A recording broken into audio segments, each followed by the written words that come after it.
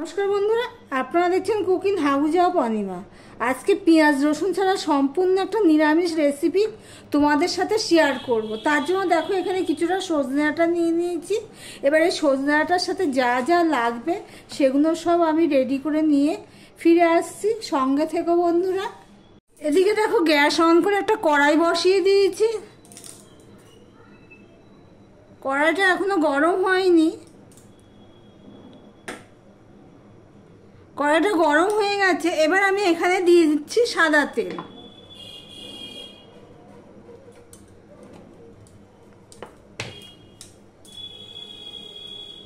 এবারে দেখো আমি এখানে কালো জিরে নিয়ে নিয়েছি, হাফ চামচের মতন হবে, এটা ছোট্ট চামচ একদম।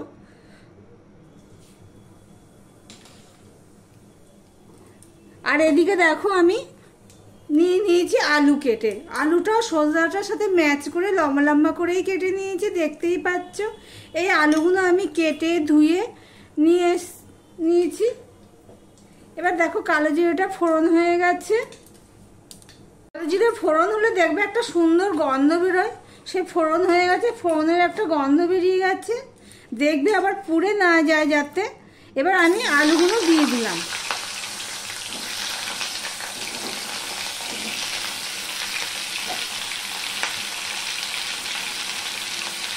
দিয়ে দিলাম অল্প একটু নুন।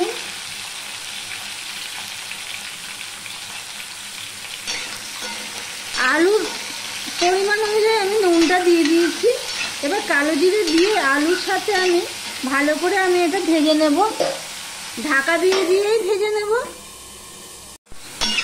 দেখো ঢাকনাটা আমি অফ ক্যামেরাতে সরিয়ে নিয়েছি, নিয়ে আমি আরেকটু নেড়ে দিলাম।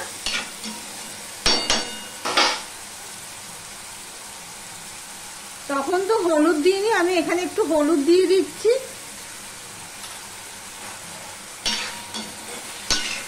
ঢাকা দিয়ে আবারও হলুদটা সম্পূর্ণ আলুর সাথে মিশিয়ে নিচ্ছি, দেখতেই পাচ্ছ।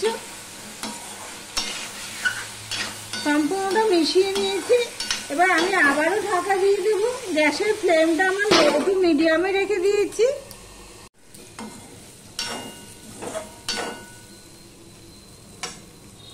আলুটা প্রায় অর্ধেকটা মতো সিদ্ধ হয়ে গেছে। আমি গ্যাসের ফ্লেমটা একদম ছোট করে দিয়েছি। এবারে আমি দিয়ে দিচ্ছি এই সজনে ডাঁটাগুলো।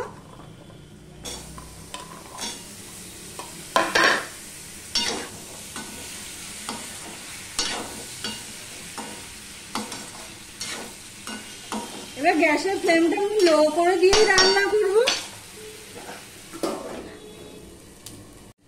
আর এখানে দেখো আমি এখানে 4টে কাঁচা লঙ্কা নিয়ে নিয়েছি, আর নিয়ে নিয়েছি পোস্ত আর সর্ষে। এই সর্ষে আর পোস্তগুলো আমি মিক্সিতে বেটে নেব। প্রথমে আমি শুকনো অবস্থায় বেটে নেব, তারপরে জল দিয়ে আমি বেটে নিয়ে ফিরে আসছি। ততক্ষণ একটা লো ফ্লেমে সজনে ডাঁটাটা শুধু কষানো হতে থাক।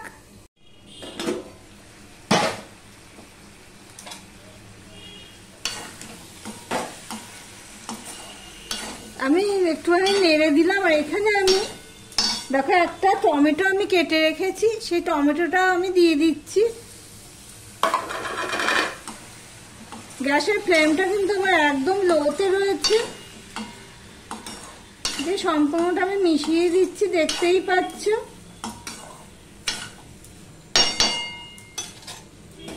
আবারও আমি ঢেকে দিলাম। দেখো বন্ধুরা, একদম সিম করে দিয়ে আমি 5 মিনিটের মতন আমি ঢাকা দিয়ে রেখেছিলাম। কেননা আমার ওখানে সর্ষে পোস্তটা তো বাটতে হবে, সময় দিতে হবে, সেই জন্য। আমার ভিডিওটি যদি ভালো লেগে থাকে লাইক কমেন্ট শেয়ার করে দিও। আর যারা নতুন বন্ধু ভিডিওটি দেখছো এখনো পর্যন্ত সাবস্ক্রাইব করোনি, তাদেরকে বলবো চ্যানেলটি সাবস্ক্রাইব করে পাশে থাকার জন্য। এবার আমি দেখে নিচ্ছি আলুটা সিদ্ধ হয়েছে নাকি। আলুটা প্রায় 80% মতো সিদ্ধ হয়ে গেছে। ডাঁটাটা তো সিদ্ধ হয়নি, যেহেতু ছোট করে দিয়েছি। আমি এবার একটু বড় করে দিলাম।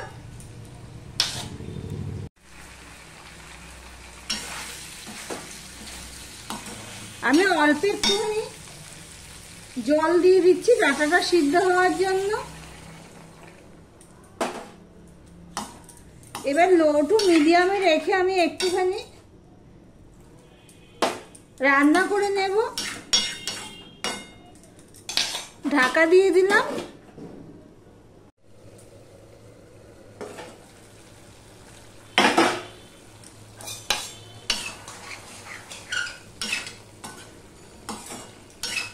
আলু তো এবার সিদ্ধ হয়ে গেছে, তখনই কাটলে কেটে যাচ্ছে। আলুটা সিদ্ধ হয়ে গেছে, এবার ডাঁটাটা সিদ্ধ হয়েছে নাকি দেখবো। ডাঁটাটাও প্রায় সিদ্ধ হয়ে এসেছে। ঠিক এই সময়ে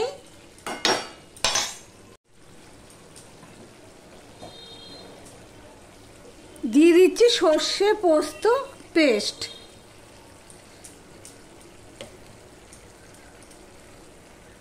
আজকে আমি বানাচ্ছি, তোমরা বুঝতেই পেরে গেছো, সজনে ডাঁটা আলু দিয়ে সর্ষে পোস্ত তরকারি। আমি মিক্সি ধুয়ে জলটাও আমি দিয়ে দিলাম।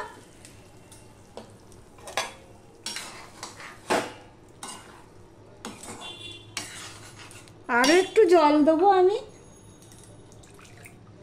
তোমরা প্লিজ এইভাবে একবার ট্রাই করে দেখতে পারো, ভালোই লাগে।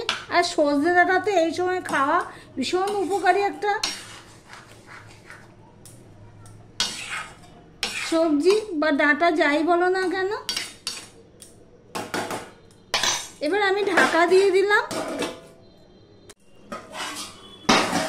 এবার দেখবো ডাঁটাটা সিদ্ধ হয়েছে নাকি। দেখো দেখতে কি দারুণ হয়েছে। ডাঁটাটা সিদ্ধ হয়ে গেছে। এবার আর একটু নুন লাগবে, আমি তার নুন দিইনি। যারা লাইক দিতে ভুলে গেছো চট করে একটা লাইক করে দিও। স্বাদ অনুযায়ী আমি নুন দিয়ে দিলাম। একটুখানি, যেহেতু ডাঁটা দিয়েছি সেই জন্য আমি একটুখানি চিনি দিয়ে দিচ্ছি। দিয়ে সম্পূর্ণটা আমি মিশিয়ে নেব চিনিটা গলা পর্যন্ত।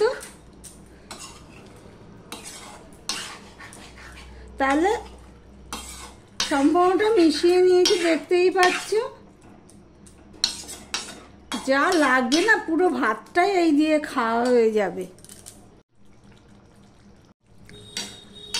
দেখো চিনি দিয়ে আমি 1 মিনিটের মতন জাল দিয়ে নিয়েছি।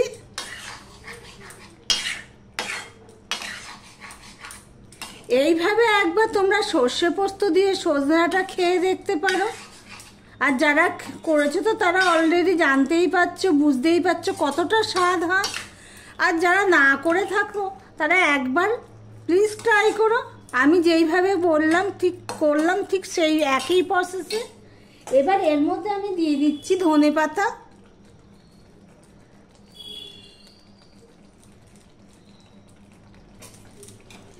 ধনেপাতা দিয়ে আমি একটু মিশিয়ে নিলাম। একটুখানি জাল দিয়ে দেবো, কারণ ধনেপাতাটা দিয়ে কাঁচা ধনেপাতায় গ্যাস করে, সেই জন্য আমি একটুখানি জাল দিয়ে দিচ্ছি, সামান্য একটুখানি জাল দিয়ে দিলাম। এবার আমি গ্যাসটা অফ করে দিলাম। ভিডিওটা আজকের মতন এখানেই শেষ করলাম।